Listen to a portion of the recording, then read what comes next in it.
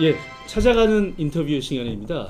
늘 제가 직접 찾아가서 인터뷰를 했던 시간인데요. 오늘은 저희 초대 손님들이 찾아와 주셨습니다. 네, 찾아오는 인터뷰. 예, 늘 여러분들 함께해 주셨던 최수미 교수님 지금 함께해 주셨고요. 네. 그리고 박문수 박사님 가톨릭 동북아평화연구소 연구위원이시고 신학 박사 그리고 북한학 박사 무려 박사가 두 개네요. 와. 박문수 박사님 함께해 주셨습니다. 네, 반갑습니다. 예, 그리고 방송에서 많이들 뵙거나 이제 들었거나 하셨을 텐데요.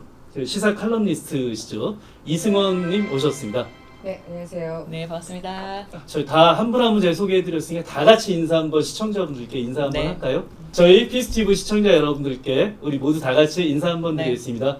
반갑습니다. 네. 자, 지금 이 시간에 항상 찾아가는 인터뷰 시간은 네. 조금 어려운 얘기, 그리고 좀 딱딱하게 했는데요. 항상 재미가 없었다고. 예, 오늘 아마 이분들 때문에 재밌을 것 같아요. 항상 공부하는 분위기였는데 네. 사실은 오늘 이야기할 주제는 더 공부한 내용일 것 같아서 아, 큰일 났네, 오늘. 예, 오늘 할 이야기 주제 간단히 먼저 좀 소개를 드리겠습니다.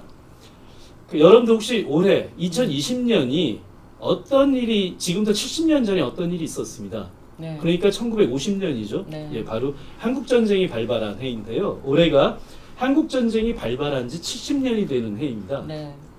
정말 강산이 7번 변하는 긴 시간이었죠. 그 사이에 사실은 전 세계 역사가 많이 바뀌었습니다. 가장 중요하게 바뀐 게 소위 냉전 체제라고 하는 것이 해체됐죠. 탈냉전의 시대가 됐는데 우리가 살고 있는 이 한반도, 이 지역은 여전히 마치 그 냉전이 계속 유지되고 있는 듯한 이런 분위기에서 지금 살고 있습니다. 특히 최근에 중국이 급격하게 부상을 하면서 미중 간의 패권 경쟁이 아주 격렬하게 좀 벌어지고 있죠. 이러면서 동아시아 질서에 굉장히 중요한 변수가 되고 있기도 한데요. 바로 이러한 동아시아, 특히 한반도, 여기에서 벌어지고 있는 여러 가지 현상의 원인을 1951년에 체결된 바로 이 샌프란시스코 체제, 여기에서 찾는 이러한 논의가 요새 좀 진행이 되고 있습니다.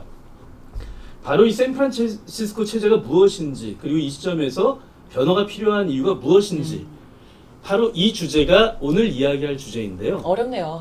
그렇죠. 확실히 어렵네요. 그래서 이 어려운 주제를 쉽게 설명해 주기 위해서 바로 핫하게 가장 최근에 이 주제로 박사 논문을 쓰신 박문수 박사님을 모시게 됐습니다. 네. 자, 바로 본론으로 먼저 좀 들어가 보겠습니다. 박문수 박사님 이 박사 논문을 제가 쭉 한번 보긴 했는데요. 정독은 안 하셨나 봐요. 쭉 한번 본 걸로 지금. 제가 목청한 보면 알죠. 1페이지부터 끝까지 다 봤습니다. 정확하게 와. 박사 논문이 277페이지입니다. 와. 그럼 어떻게 다 보셨어요? 예, 앞장과 끝에 장을 봤습니다. 그래서 쭉 봤다. 267입니다. 267인가요? 심지어 페이지 틀리셨어요, 지금. 어떡할 거예요, 지금. 이거 편집하고 다시 가면 안 될까요? 안 돼요. 제일 재밌어요, 지금. 알겠습니다. 자, 대략 제가 박사론을 훑어봤는데 결국 한마디로 도대체 샌프란시스코 체제가 뭐냐, 한마디로 질문을 던지면 이렇게 던져야 될 것 같아요. 샌프란시스코 체제, 이 어려운 얘기 좀 간단하고 쉽게 한번 설명 부탁드리겠습니다. 뭐 한마디로 정의를 하면 미국이 제2차 세계대전이 끝나고 나서 동아시아에서 사회주의 그리고 소련을 봉쇄하기 위해서 만든 자유주의 진영의 봉쇄 체제 이 정도로 그냥 한마디로 요약할 수 있을 것 같고요. 와, 아슬아슬하게 한마디를 유지하고 계세요. 조금 더 길어지면 제가 한마디 아니라고 굉장히 그러는데. 피리어드가 계속 안 지켜졌어요. 그러니까요.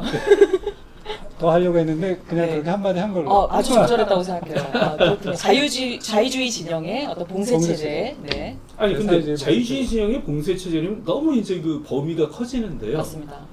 일단 동아시아 진영에서 공산주의 세계의 팽창을 봉쇄하기 위한 이 동아시아 맞습니다. 지역의 어떤 그 봉쇄 체제죠. 안보 관리 질서랄까. 그래서 뭐 이제 한마디를 더 하려고 했지. 그래서 그 한마디를 더 하려고 예, 했는데 이제 하시면 되겠습니다. 그러니까 유럽에서 이제 47년 말부터 이제 냉전 체제가 이제 시작이 되잖아요. 네. 그러면 이게 이제 동아시아의 냉전 체제라고 생각하시면 돼요. 예. 그러니까 동아시아에서 형성된 냉전 체제다. 그런데 보통 샌프란시스코 체제 그러면 주로 이제 미국의 입장이나 예. 우리가 속해 있는 이쪽 진영의 입장을 들어보니까 이제 우리 쪽에서 보면 이게 공산주의를 막기 위한 것이고 또는 소련을 봉쇄하기 위한 것이라고 생각하는데 제가 이번에 다룬 거는 그쪽 진영의 이야기를 많이 담았어요. 특히 북한이 이걸 어떻게 봤나 라고 하는 것이었는데 우리는 우리를 보호하기 위해서 우리를 방어하기 위한 체제라고 생각하는데 북한의 입장에서 볼 때는 이게 침략 동맹인 거예요. 자기네를 침략하기 위한 동맹이라고 생각해요. 그래서 정반대의 시각을 이렇게 보게 된 것이 저는 굉장히 흥미로웠어요. 그동안 너무 우리가 이쪽 한쪽 시각만 봤구나. 그러니까 소련이나 당시 중국이나 북한은 이 문제를 어떻게 봤을까 라고 하는 것이 이제 굉장히 궁금했는데 제가 이번에 이제 주로 북한 자료에서 당시에는 북한에서 이 노동신문의 사면이 거의 다 이제 국제뉴스로 채워져요. 예. 근데 그 국제뉴스 요즘 신문을 생각하시면 분량이 얼마 안 되지만 당시는 요즘 쓰는 그 글자체 폰트를 보면 7포인트로 된 걸로 꽉꽉 채워가지고 그래서 그걸 그게 한번 제가 다 보이셨어요? 아니 그러니까 그걸 이제 돋보기를 보고 지금 노안 공격하신 거예요 지금? 그래서 그걸 다 풀어서 옮겨보니까 네. A4로 한 20장 분량이 나와요. 와 그러니까 언제부터 그게- 언제까지를? 아니 한 페이지가 한 페이지. 요 한 페이지가 20장. 그러면 그거를 와. 4페이지니까 네. 그럼 이제 거의 책 반권 분량 정도를 그러네요. 매번 신문에 내는 거예요. 그러니까 그 국제 뉴스라고 하는 게 그렇게 그 뭐 단편적으로 다뤄지지 않아요. 그리고 당시 이제 소련의 입장들이 이제 47년까지는 굉장히 자세히 소개가 되고 있고 그리고 이제 48년 넘어가면 이제 중국 입장들이 있고 그다음에 일본에 가 있는 이제 거기도 공산주의자들이 있고 그 친북주의 그 제일동포들이 있으니까 그래서 그런 사람들을 통해서 굉장히 국제 뉴스가 특히 사회주의권의 국제 뉴스가 자세하게 전달이 돼요. 그래서 그쪽 입장을 놓고 보면 이제 이 샌프란시스코 체제에 대한 정의를 좀 달리할 필요가 있다. 그러니까 여태까지 이 샌프란시스코 체제에 대한 정의는 주로 이쪽에서 그렇죠. 자유주의 진영의 자본주의에서 했던 사고에서. 거였기 때문에 사회주의 진영에서 보는 것까지를 보고 좀 균형 있게 봐야 되겠다. 그러니까 소위 말해서 당하는 사람 입장에서 한번 좀 그렇죠. 보셨던 거죠. 그렇죠. 네. 아니 그건 뭐 전체적으로 보고 당하는 입장에서 많이 보고 싶었는데 네, 네. 충분히 다룰 수는 없었어요. 자료가 생각보다 많지 그렇죠. 않아서. 사실 박사님 입장에서죠. 네. 그래도 논문에 이 논문의 의의랄까요? 그래서 아예 딱 쓰신 게 있던데, 자, 이 내용을 가지고 북한 원전 자료를 비교적 풍부하게 다뤘다 이렇게 스스로 쓰셨던데. 그렇죠. 그게 논문의 경쟁력이었던 거죠. 왜냐하면 이 샌프란시스코 체제에 대한 책을 우리 국내에서 찾아보시면 아시겠습니다만 거의 번역서고요. 맞아요. 네, 그렇죠. 사실 우리나라에서 쓸 게 별로 국내 없어요. 저서들은 그 짜집기 한 거죠. 맞습니다. 예. 네. 그러니까 그걸 본격적으로 다룬 게 제가 이제 처음인 거고 거기에 이제 북한이나 사회주의 입장을 다룬 경우는 더욱이 처음이어서 네. 그래서 그런 이제 오리지널리티를 인정받아서 이번에 어렵게 쉽게 통과된 건 아니고 어렵게 통과됐던 것 같습니다. 저 이제 말씀을 듣다 보니까 사실 한마디로 부탁을 드렸는데, 길게 얘기했죠. 예, 한마디로 제가 원래 하나를 아는 치고 이제 박문수 박사님 그대로 좀 길었습니다. 그러나 네. 얘기를 좀 정리해서 보자면 결국 샌프란시스코 체제는 뭐 말씀 요 말씀 안 해주시긴 했지만 51년 9월 8일이었나요? 그 샌프란시스코 강화회의를 네, 통해서 조인이 된 날이 예. 9월 8일. 그러면서 이제 사실상 미일 동맹 체제가 정착이 됐고 그 이후에 한미 동맹이 이제 체결이 되고 이렇게 되는데 냉전 시기 동아시아 국제 정치 질서를 미일 동맹 중심으로 관리하기 위해서 미국이 형성한 체제다. 요렇게 딱 한마디로 정리해도 될까요? 그거는 되겠어요 지금? 아니 그거는 충분하지는 않고요. 네. 예.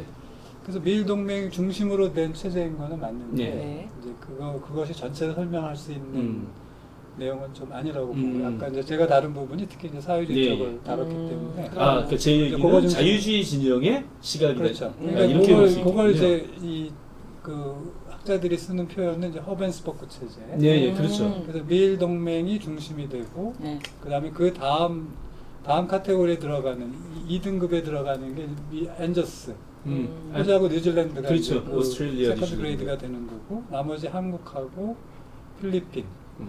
그다음 나중에 아세안 쪽은 2등급보다는 낮아요. 그래서 아, 이게 스위트나 허벤스버크 체제가 센터, 아. 양자동맹 체제이긴 하지만 이 양자동맹 체제 안에도 등급이 있는. 네, 그렇죠. 그러니까 여전히 미일 중심이라고 하는 건 맞습니다.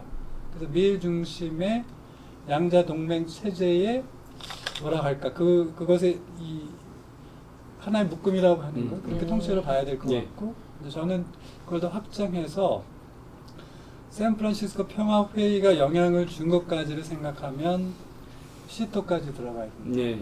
시도까지 들어가. 그래서 그걸 연결하면 동아시아와 이제 그 센터로 이어지기 전에 네, 그 중앙아시아로 이어지기 전까지 그 아시아 쪽에서 형성된 대북 아니 네. 대북이 아니라 대공산주의 봉쇄 체제. 그래서 거기까지 좀 확대해서 봐야 된다는 게 제 생각입니다.